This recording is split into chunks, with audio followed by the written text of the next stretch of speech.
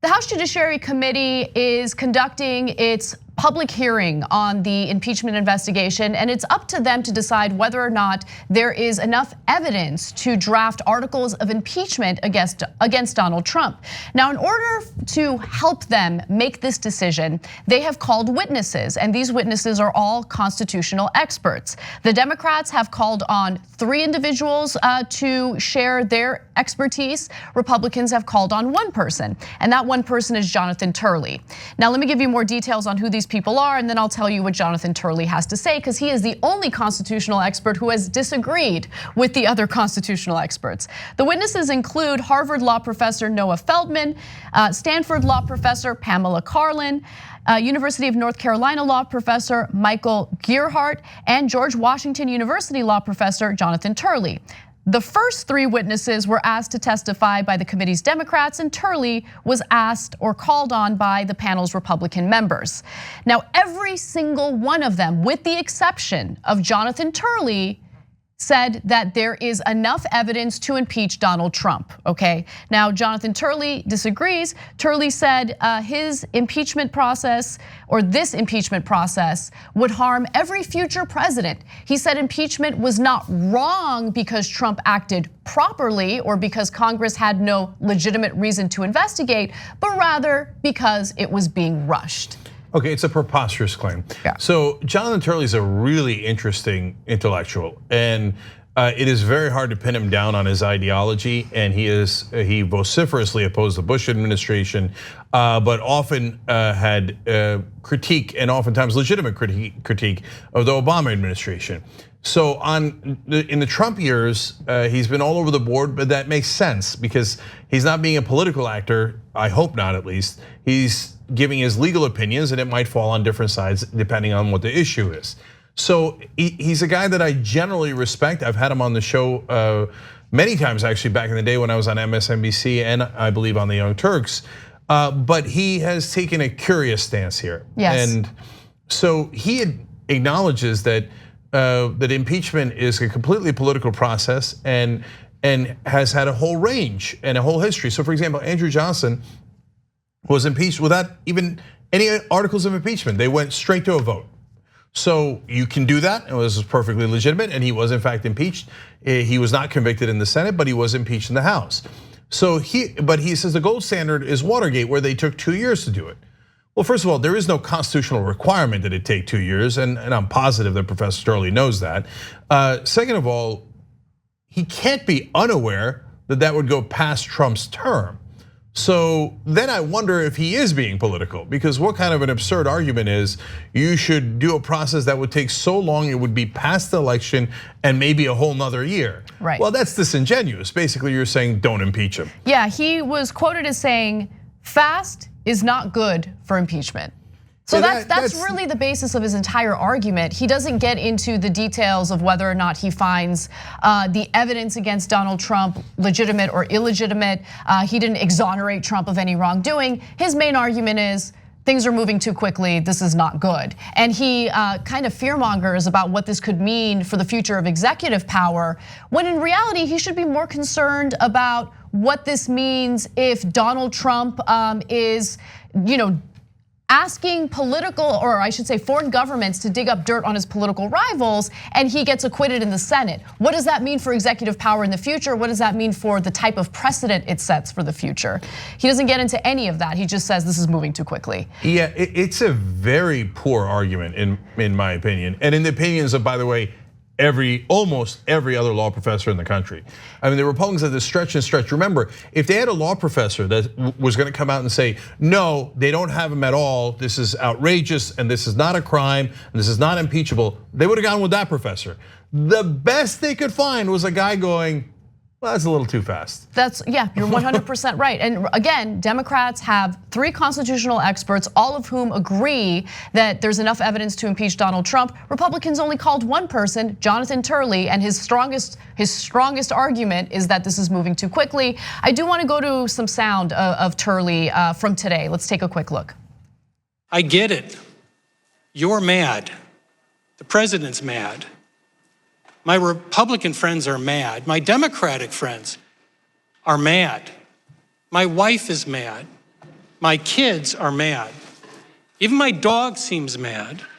And Luna's a golden doodle, and they don't get mad. So we're all mad. Where is that taking us? Will a slipshod impeachment make us less mad? Will it only invite an invitation for the madness to follow every future administration? That is why this is wrong. Yeah. Wow, real strong argument there. Yeah, I got news for you. That's not a legal argument. So look, I don't mind him being lighthearted and talking about his dog, but these are not remotely convincing legal arguments. This is the best that the Republicans have to offer. And look, I'll tell you when someone's legitimate and illegitimate. Jonathan Turley is a fascinating, legitimate, interesting professor. But here he's making claims that are unsubstantiated and look, to me from the outside, I'm happy to have him on the show and we'll ask him to come on the show, but appear to be disingenuous. I'll give you, to be fair to him, more of what he said in terms of why he's concerned about it. He said the record is neither complete nor compelling on proof of an impeachable offense. Really? They talked to 17 diplomats and Trump administration officials. They very clearly said that there was quid pro quo. They very clearly said that he asked for help from a foreign government, which you know, Professor Turley, is illegal. And the transcript that he himself released indicates that he did ask for assistance against a political opponent. I mean, they've got him 8 ways to Sunday. What do you need it for it to be complete? Right. 18 witnesses, 19 witnesses? Instead of having these impeachment hearings last this period of time, you need to go 2 years or 3 years? This is really one of the weakest defenses I have ever seen from a really smart attorney. And what's really interesting is he did take part in the impeachment process when it came to Bill Clinton. And we have video showing that he had a very different approach back in 1998. Let's take a look. Executive power exhibits the same physical properties as a gas in a confined space. When you expand the space, the gas will fill the space. You should not be misled. Your decision will define executive power and authority. If you decide that certain acts do not rise to impeachable offenses, you will expand the space for executive conduct. And we will have to live with that expansion. No matter how you feel about President Clinton, and I don't dislike President Clinton, I voted for President Clinton. But no matter how you feel about President Clinton, no matter how you feel about the independent counsel, by his own conduct, he has deprived himself of the perceived legitimacy to govern. You need both political and legal legitimacy to govern this nation, because the president must be able to demand an absolute sacrifice from the public at a moment's notice. And when there's a question of legitimacy, it has to be resolved in a way that it doesn't divide, what Franklin referred to as irregular actions. I just find it fascinating how the burden was much heavier for Bill Clinton as opposed to Donald Trump. I mean, he's talking about political legitimacy in that clip. Yeah. So no, that is very curious. So I know that he had that stance in the Clinton impeachment hearings, but hearing it again in saying that you should be concerned about expanding executive power, when today he's testifying, hey, you should be worried about limiting executive power. And before he was saying, look, look, by almost any admission, it's a small violation that Bill Clinton did, lying about a sexual affair, okay, on a case that began as not at all related to that affair in any way, shape, or form. And so most people get caught in affairs, lie about it. They don't just voluntarily come out and go, oh yeah, you got it, brother. Oh, you're asking me generally about my sex life. Let me tell you all the things I did wrong. That is not usually how politicians or anyone else behaves.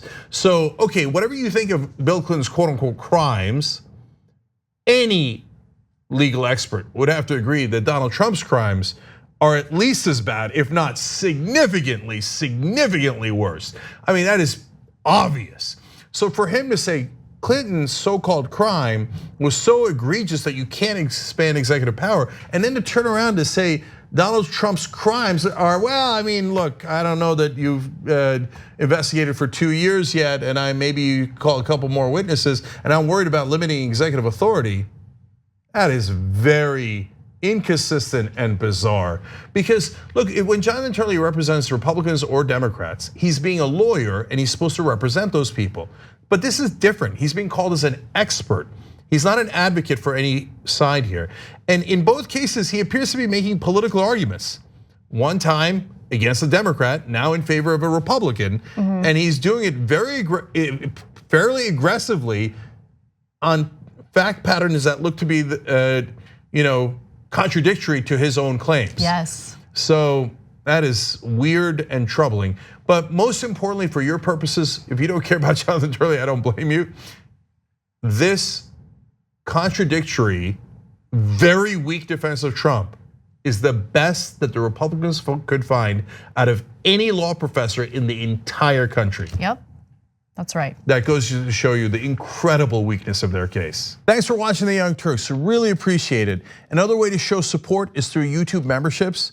You'll get to interact with us more. There's live chat emojis, badges.